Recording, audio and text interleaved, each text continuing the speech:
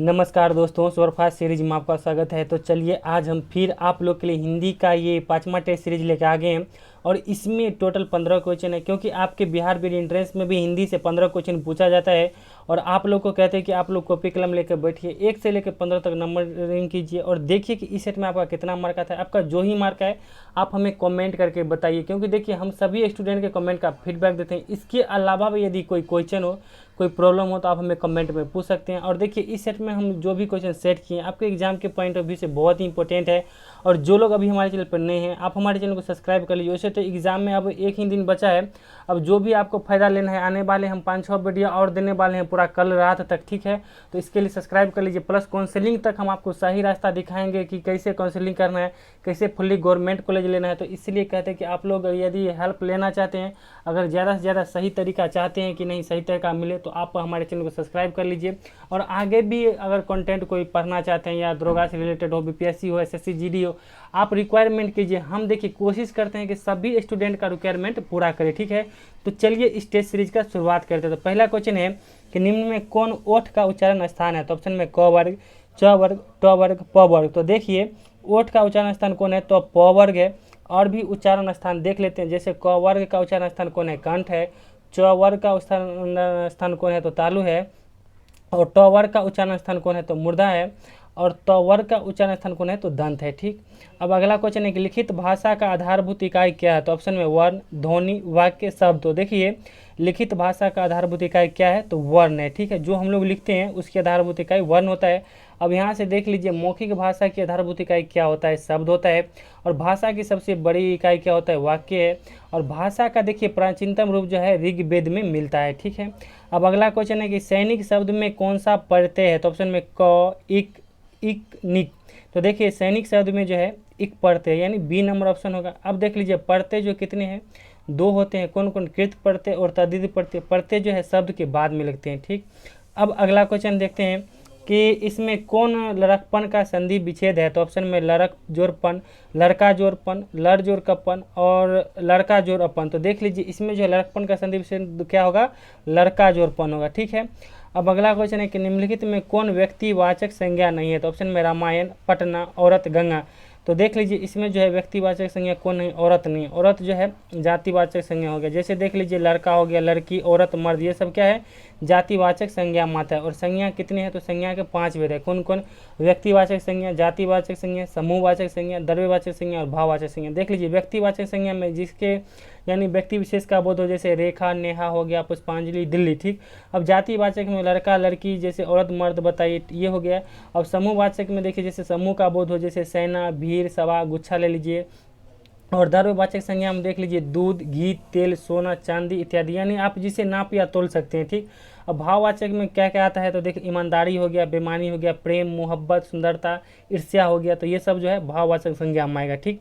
अब अगला क्वेश्चन है कि निम्न में कौन स्त्रीलिंग शब्द है। तो उसने मंगल, पशु, सांप, रोहिणी। तो देख लीजिए इसमें जो स्त्रीलिंग शब्द कौन है, तो रोहिणी है। जितने भी नक्षत्र का नाम है, ठीक है, तो वह जो है आपको स्त्रीलिंग होता है। अब देख लीजिए नक्षत्र के नाम कौन कौन है, तो जैसे हो गया आपको रोहिणी हो गया, अश्विनी हो गया, पृथ्वी हो गया, कान्हा हो गया, यह सब जो है नक्षत्र के नाम है। और भी देख लीजिए जैसे आपको लिपि का नाम बताए थे, यह भी स्त्रीलिंग है। देवनागरी, रोमन, गुरुमुखी हो गया। झील का नाम जैसे विक्टोरिया, डल झील हो गया या वुलर झील है, तो यह सब जो है स्त्रीलिंग शब्द है, ठीक। अब ऐसे पुल्लिंग का भी देख लीजिए, जैसे दिन का नाम बोले थे सोम, मंगल, बुध, बृहस्पति, शुक्र, शनि, रवि। अब ग्रहों का नाम देख लीजिए मंगल, बुध, बृहस्पति, शुक्र, शनि। अपवाद में जो है पृथ्वी जो है स्त्रीलिंग शब्द है, अपवाद में पृथ्वी स्त्रीलिंग शब्द है, ठीक। अब जैसे देश का नाम बोले थे भारत, अमेरिका, नेपाल, पाकिस्तान, ठीक है, तो ये सब हो गया पुल्लिंग शब्द। अब जैसे धातुओं का नाम भी बोले थे तांबा, लोहा, सोना, पीतल, कांसा। और देख लीजिए अपवाद में जो है चांदी स्त्रीलिंग है, ठीक। अब अगला क्वेश्चन देखते हैं। अगला क्वेश्चन है कि सूरदास वस्तुतः डॉट डॉट के अमर कवि हो। तो ऑप्शन में अवधी, हिंदी, उर्दू, पंजाबी। तो देखिए सूरदास जो है हिंदी के अमर कवि हुए, ठीक है। अब देख लीजिए कुछ सूरदास की रचना कौन कौन है, तो साहित्य लहरी हो गया और सूरसागर जो है सूरदास के रचना है। अब अगला क्वेश्चन है कि अमृत का पर्यायवाची शब्द क्या होगा। तो ऑप्शन में सोम, चाह, मधुकर, सुमन। तो देखिए अमृत का जो है पर्यायवाची शब्द कौन है, सोम है। और अमृत का और भी देख लेते हैं, जैसे हो गया सोम हो गया आपको सुधा हो गया, और जीवन नोदक जो है अमृत का पर्यायवाची शब्द हो गया। अब देख लीजिए चाह किसका है पर्यायवाची शब्द, तो इच्छा का है। और इच्छा का और भी देख लेते हैं, जैसे हो गया अभिलाषा, कामना, आकांक्षा जो है ये इच्छा का पर्यायवाची शब्द हो गया। मधुकर किसका पर्यायवाची शब्द है? तो भौरा का है। तो भौरा का और भी देख लीजिए, जैसे मधुप हो गया, भ्रमर हो गया। अब देख लीजिए सुमन किसका पर्यायवाची शब्द है? तो पुष्प का है, ठीक है। तो पुष्प का और भी देख लेते हैं, जैसे फूल हो गया, कुसुम हो गया, यह जो है पुष्प का पर्यायवाची शब्द है। अब अगला क्वेश्चन है कि साहित्य लहरी के रचनाकार कौन थे? तो ऑप्शन में निराला, हरिवंश राय बच्चन, सूरदास, महादेवी वर्मा। तो देखिए साहित्य लहरी के रचनाकार कौन है? तो ऊपर बता चुके हैं, तो सूरदास है। सूरदास के और कौन कौन है? तो देखिए सूरसागर हो गया और साहित्य लहरी, ये दोनों सूरदास के हैं। अब निराला साहब के कौन कौन है इनकी रचना? तो अनामिका हो गया, कुकुरमुत्ता हो गया और परिमल। तो ये जो है निराला साहब के हैं। और कुकुरमुत्ता तो याद रखिएगा, आ भी सकता है एग्जाम में, ठीक। अब देख लीजिए हरिवंश राय बच्चन, इनके सिर्फ एक आप याद रखिएगा, मधुमाला जो है, सॉरी मधुबाला जो है इनकी हरिवंश राय बच्चन की रचना है। अब देख लीजिए महादेवी वर्मा की कौन कौन रचना है? तो यामा हो गया, सांध्य गीत जो है महादेवी वर्मा की रचना है, ठीक। अब अगला क्वेश्चन देखते हैं, प्रख्यात में उपसर्ग छाटिए। तो ऑप्शन में पार, प्र, परी, परा। तो देख लीजिए प्रख्यात में जो है पर उपसर्ग है, और उपसर्ग जो है शब्द के जो है पहले लगता है, ठीक है। अब जैसे कुछ उपसर्ग याद कर लीजिएगा, जैसे हो गया पर हो गया, परी, परा, अधि, अति, ठीक है, सु, वी, अनु, अप, ठीक है, नी। तो ये सब अन याद रखिएगा, ठीक।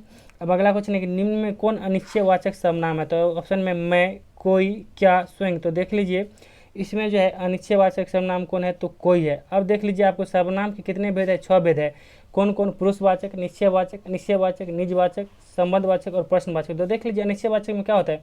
जिसका कोई निश्चय नहीं होता है, ठीक है, अनिश्चित होता है, वह जो है अनिश्चयवाचक सर्वनाम कहलाता है। जैसे देख लीजिए आपके दरवाजा पर कोई यदि ढकढका कर चल गया, आप नहीं देखे, तो कोई अपने सदस्य के घर को क्या कहते हैं कि कोई होगा, यानी अनिश्चय है कि आप उसको नहीं देखे। या अपने रिश्तेदार के यहाँ जाते हैं, एक बोरा आम रखा हुआ है, आप आम देखे तो क्या कहते हैं कि नानी के यहाँ मान लीजिए जाते हैं, कहते हैं कि नानी ला हम ले जाइयो, हाँ कहते हैं ना। तो मान लीजिए एक बोरा रखा है, अब ये नहीं कहते कि 10 लेना है, 20 लेना है, कुछ लेना है, मतलब या तो 1 केजी, 2 केजी, 10 केजी, उसमें जो आम आए आप लेके चलाते हैं, तो उसमें निश्चित नहीं है कि कितना आम है, ठीक है।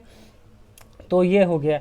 अब देखिए अगला क्वेश्चन है कि 4 लड़के आ रहे हैं, इस वाक्य में कौन सा विशेषण है, ठीक है। तो देखिए 4 लड़के आ रहे हैं, इसमें जो कौन सा विशेषण है? तो ऑप्शन में संख्यावाचक, परिणामवाचक, गुणवाचक, कोई नहीं। तो देखिए इसमें जो है संख्यावाचक विशेषण है। अब कैसे? देख लीजिए विशेषण के 4 भेद है, कौन कौन? संख्यावाचक, परिणामवाचक, गुणवाचक, सर्वनामिक विशेषण। तो देख लीजिए संख्यावाचक में क्या होता है? जिस विशेषण में संख्या या सर्वनाम की संख्या निश्चित हो उसे संख्यावाचक विशेषण कहते हैं। यहाँ देख लीजिए कहता है 4 लड़के आ रहे हैं, 4 जो लड़के हैं निश्चित हो गया कि 4 आ रहा है, ठीक है। तो यह जो है मतलब संख्या का मतलब बोध हो रहा है, ठीक है, 4 लड़के, तो यह जो हो गया संख्यावाचक विशेषण हो गया। अब अगला क्वेश्चन देखते हैं।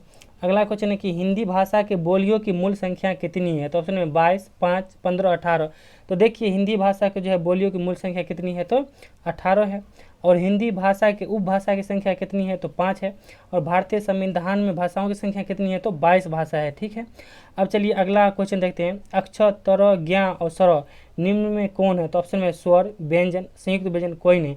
तो देख लीजिए इसमें जो है ये 4 संयुक्त व्यंजन है। आप लोगों को बताए थे कि हिंदी में जो है 50 वर्ण है, जिसमें 13 स्वर, 33 जो है व्यंजन और 4 संयुक्त व्यंजन। तो यही 4 जो है संयुक्त व्यंजन है, ठीक।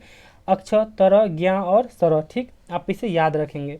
अब अगला क्वेश्चन है कि मधुर का विलोम शब्द क्या होगा? तो ऑप्शन में लवण, ललित, कूट, कटु। तो देखिए मधुर का विलोम शब्द क्या होगा? तो कटु होगा, ठीक है। चलिए ये 15 क्वेश्चन में आप लोगों को कितना मार्क आया आप लोग हमें कमेंट करके बताइए। और देखिए अगर आने वाले जो है आज शाम तक जो हिस्ट्री का भी पूरा रिवीजन क्लास हम लेके आएंगे, प्लस जीके जीएस का टेस्ट सीरीज भी लेके आने वाले हैं। उसके बाद देखते हैं चौथा वीडियो कौन आता है। हम अपना पर पूरा एफर्ट लगा रहे हैं। देखिए आप लोग कहते हैं ना कि मोबाइल, देखिए सच में हम मोबाइल से रिकॉर्डिंग करते हैं, आप लोग को समझना चाहिए। ऐसा नहीं है कि आप लोग कहते हैं हम नहीं कोशिश करते हैं, हम अपना पर पूरा एफर्ट लगा रहे हैं। और देखिए हम हर एक स्टूडेंट का रिक्वायरमेंट पूरा करने की कोशिश करें। आप लोग बोले सर हिंदी तो हिंदी, करंट तो करंट, और देखिए भारत में कौन क्या कहाँ है ना, उसका हम करंट सोचे हैं 20 क्वेश्चन इंपॉर्टेंट आप लोग को देंगे, ठीक है, जो एग्जाम से संबंधित आने वाला हो। और बिहार स्पेशल का भी हम 20 क्वेश्चन देंगे जो सिर्फ पूछने लायक हो, ठीक है। तो आप लोग जम के तैयारी में लगे रहिए। और जो लोग हमारे चैनल पर नए हैं आप चैनल को सब्सक्राइब कर लीजिए। Thank you, all the best, और अपनी तैयारी में जम के लगे रहिए। Thank you.